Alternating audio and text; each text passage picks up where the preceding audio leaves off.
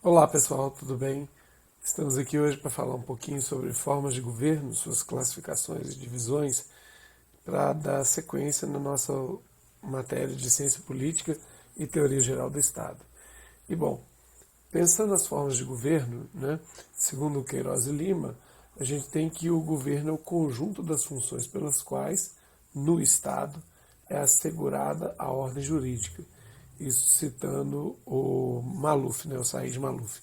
Então, é a ideia de que, através da forma que o governo assume, né, da estrutura governamental, a gente tem a manutenção ou a forma assegurada da ordem jurídica de um determinado Estado. Então a gente está pensando, é claro, né, esse governo como parte imprescindível de um Estado.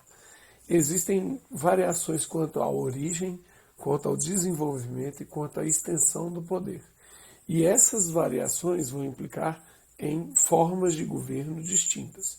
Então eu posso pensar um governo quanto à sua origem, eu posso dizer que ou teve sua origem de direito ou de fato. Qual que é a distinção entre uma coisa e outra, né?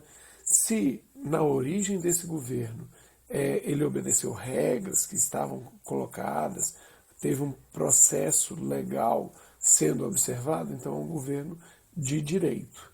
Agora, se é um governo que se impôs à força por um golpe, uma rebelião, uma revolução qualquer, né, aí esse governo, quanto à origem, ele vai ser classificado como um governo de fato, né, porque ele rompeu com a ordem que estava colocada ali e se impôs, né, originando ali um governo de fato.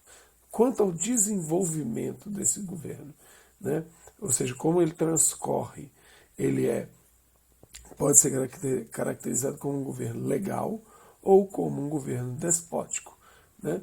Esse governo legal ele vai ser um governo que obedece e respeita as leis estabelecidas, enquanto que um governo despótico ele tende a não observar esses elementos legais. E quanto à extensão do poder, né? Como que a gente vai ver isso daí? A extensão do poder real, né? O poder real de um governo.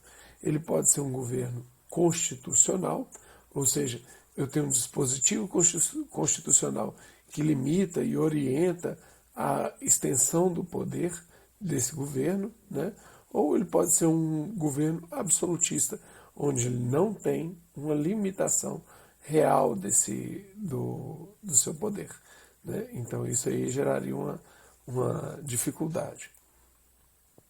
Bom, já Aristóteles ele apresentava, né, uma outra classificação quanto às formas de governo. Ele vai dividir as formas de governo entre formas puras ou normais e formas anormais ou impuras, né? Qual que é a distinção disso daí? O Aristóteles está fazendo essa distinção entre formas puras e formas impuras a partir da questão do atendem o interesse geral ou não atendem o interesse particular. Pensando que o governo é exercido para uma cidade, então esse governo ele vai ser puro na medida em que ele atende o interesse da população, do povo em geral. Agora, se esse governo ele é um governo da cidade, mas que ele atende somente a um interesse particular, seja de uma pessoa, seja de um pequeno grupo, isso vai fazer com que esse governo seja impuro. Nas formas puras, para Aristóteles, nós temos três: a monarquia, que é o governo exercido por uma pessoa, a aristocracia, que é o governo exercido por um grupo, e a democracia, que é o governo exercido por toda uma categoria, né, por todo o povo.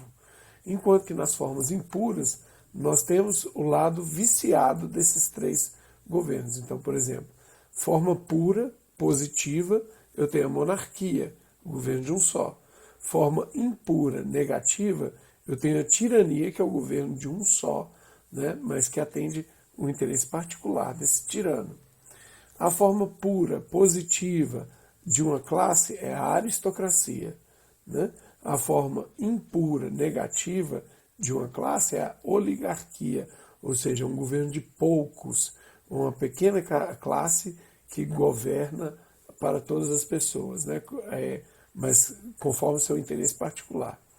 E a forma pura, positiva de um governo do povo é a democracia. Essa democracia ela vai ser esse governo positivo, enquanto que a forma impura e negativa é a demagogia, onde o exercício do poder é pelo povo, só que esse povo ele é conduzido de forma demagógica, né, para atender o interesse particular de um pequeno grupo. Né? Bom, ainda, né, como desdobramento, né, nessas classificações, a gente tem o trabalho, né, do Maquiavel, e o Maquiavel ele vai proceder a essa divisão de formas de governo pensando apenas em dois elementos, a monarquia e a república. Tá? E onde que entrariam todas essas outras modalidades, né? Aristocracia, democracia e tal. Para o Maquiavel, essas modalidades, elas são, esses elementos são modalidades de governo, não formas de governo. Então, o Maquiavel faz essa distinção. Né?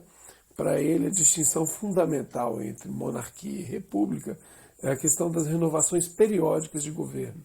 Porque se eu tenho renovação periódica de governo, eu tenho um governo republicano. Enquanto se o meu governo for hereditário e vitalício, é um governo monárquico. Então, essa para o Maquiavel é a diferença básica entre uma forma e outra. Tá? Então, colocando um quadro com as subdivisões aí propostas para Maquiavel, as formas de governo, então, elas seriam apenas duas, né? A monarquia e a república. A monarquia ela poderia ser absoluta ou limitada. Se ela for absoluta, bom, enfim, o monarca detém todo o poder sobre o seu reino. Enquanto, se ela for limitada, a gente pode dividir ela ainda de três formas essa limitação. É uma limitação por estamentos, ou seja, classes sociais que têm maior ou menor acesso e que limitam ou não o poder real. Né? Então você tem classes, categorias dentro desse reinado. Você tem uma limitação constitucional, então pode ter uma monarquia constitucional, e aí com isso você tem a letra da Constituição colocando limites ao poder real. Né? E eu posso ter também uma monarquia parlamentar, onde aí, no caso, o rei ele vai exercer uma função de chefe de Estado, na maior parte das vezes, enquanto que o parlamento é que vai ser, de fato, o chefe de governo. Então, pensando nas formas de governo na proposta do Maquiavel, né, monarquia e república, a monarquia hereditária e vitalícia, e essa monarquia hereditária e vitalícia ela poderia ser absoluta, sem limitação de poderes, ou limitada, e sendo limitada por estamentos, por uma constituição ou por um parlamento. Já na forma republicana, né, onde há uma periodicidade de renovação do poder, a gente tem a república aristocrática, onde uma categoria, né, que vai governar, vai exercer esse governo. Né, então, normalmente tem a ver com privilégios, questões censitárias, de dinheiro, enfim, ou então pode ser democrática, com abertura a uma maior participação popular. Essa república democrática ela pode ser dividida em república democrática direta, indireta ou semidireta. Né? A república democrática direta seria o cidadão participa diretamente. Então, por exemplo, eu vou lá e apresento um projeto de lei, voto na lei, no Congresso, enfim, participo de forma direta na construção, né, no exercício do poder. Pode ser indireta ou representativa, no sistema de que eu elejo um representante, e esse representante vai ser a minha voz, né, num congresso, numa assembleia, enfim, numa câmara, ou semi-direta, com instrumentos de participação e de consulta popular sendo utilizados de forma mais frequente, sendo utilizados de formas recorrentes no sistema. Então, para vocês, qual que seria o nosso sistema, né? A nossa forma de governo, pensando na proposta do Maquiavel? Vou contar até 3 aqui para vocês tentarem responder.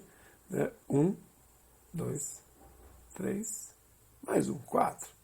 né?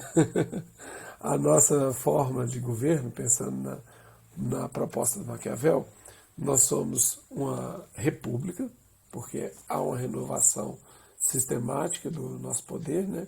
Ou seja, de tempos em tempos, esse governo é substituído e renovado. Ela é democrática, porque existe uma ampla participação popular, e é uma república democrática indireta ou representativa, porque nós elegemos os nossos representantes e que são os nossos porta-vozes nos congressos, enfim, né, nas câmaras, assembleias, etc. Né? Tá joia? Beleza, então, pessoal, vamos parar por aqui essa explicação sobre as formas de governo. Tá joia?